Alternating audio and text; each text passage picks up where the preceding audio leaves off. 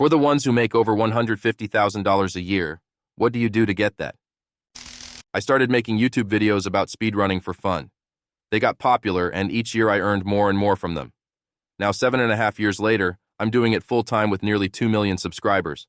I'm incredibly fortunate, and didn't really seek this job out in the first place, but I'm so grateful that I get to do it. Edit. Summoning Salt is my channel's name. Summoning Salt? You make amazing content.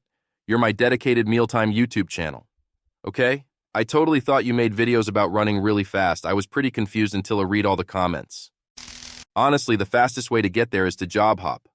I'm older, and there is no longer a reward for long-term employment. Pensions aren't a thing anymore, and employers don't give a shit to retain you.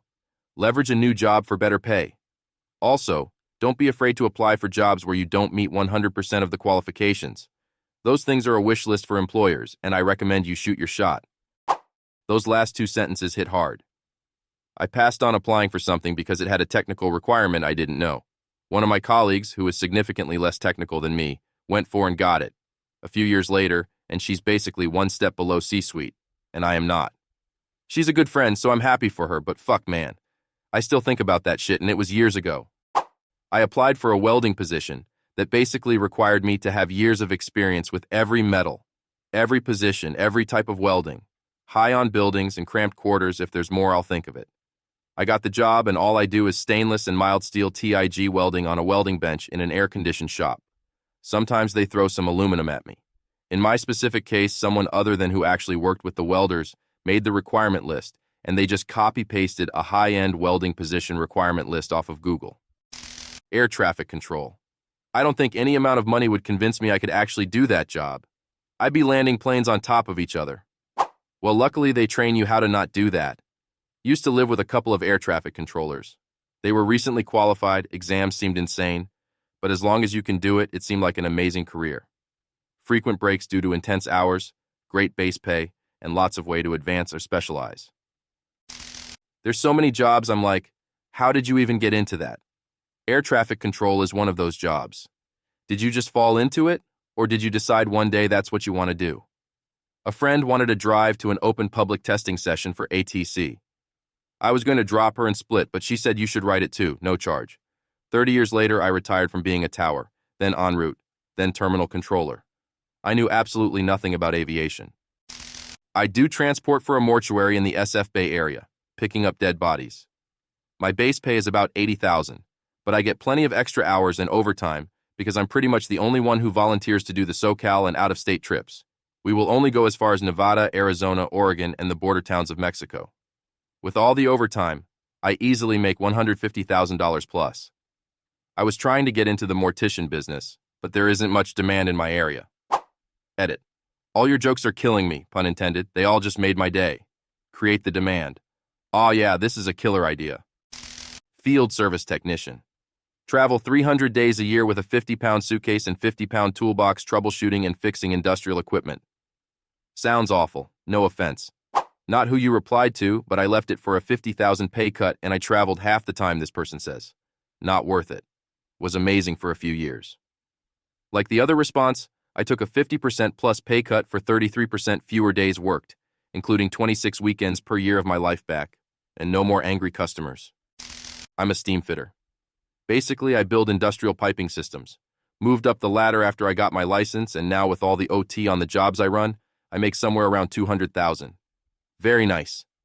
That sounds like a job where you need to have a lot of expertise plus experience in the field. I think we can say you're a pro at laying pipe. I just had to, but no joke. Nice. 5-year apprenticeship in Ontario. I did $156,000 last year as a sheet metal worker, foreman. The trades easily make $150,000 plus, but people think they're all low paid and run ragged. Jokes on them, we're high paid and run ragged. Sacrifice my mental health and my personal relationships. Are you a doctor? I used to care about identifying myself, but I don't give a shit if I get fired anymore, so I'll tell you. I am a GM at a global 3PL. My client is a well-known luxury fashion house. I drive over 100 miles round trip every day for everyone on my team and my client's team to throw their problems at me, including the problems they can easily solve on their own. I am surrounded by people with massive egos. My wife hates me. I leave for work before my son wakes up and I come home regularly 10 minutes before his bedtime, usually too tired to do anything but sit and stare at the TV with him until bedtime. He's 6. I'm sure he'll grow up to hate me too. I spend my weekends trying to catch up on chores, but I never catch up. I have no friends. I have no meaningful personal relationships. All I am is my job, and my job is, in the grand scheme of things, meaningless. I have completely lost my passion for life and I have no real purpose. I should have learned how to weld. Bro, quit. You'll die depressed if you keep going like this. Your wife will adjust if she's a good wife. Your son would rather have his father. If you don't care about getting fired, then just leave. I assume you have a nest egg if you're making a lot of money. You would think that, right? I live in one of the highest COLA areas in the U.S. I might have a year's worth of living expenses in liquidity. Everything else is in my retirement accounts. If I do die depressed, my retirement accounts double as life insurance. Do I have options? Yeah, no denying it. Do I feel like I have options? Bro, half the time I feel like the walls are closing in. Went back to school at 27 for electrical engineering. After I graduated, I felt like I had the momentum to keep going, so I got my master's. I was able to land 3 different internships starting about my junior year, which helped gain me some experience in the field. Graduated at 34 and landed a job at Apple. Been here ever since. I was 29 when I went back for chemical engineering. Was almost 32 when I graduated again. 2008 happened and the job market was shit, so I went into environmental. Got my PE. This is so inspiring because I'm 26 and considering going back to school, but actually terrified. Congrats, man. Software engineer. Same. Started as a hobby 45 years ago when I was 10. I was so lucky that computers got popular when they did. It allowed me a fantastic career without a college degree. Software sales here. I am less than half as smart as our engineers, but make nearly twice as much. Yes, but you also have to talk to customers. We're all very happy to let you take on that burden. IT manager. Consultants tell me what needs to be done. I say, okay, not my money. Just make sure things are running smoothly. I'm the tech consultant that tells him what to do.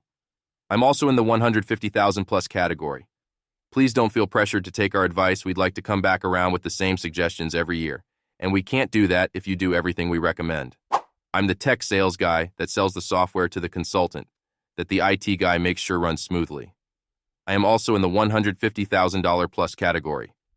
If you're not interested right now, don't worry. I'll call you every couple months for the rest of your natural life.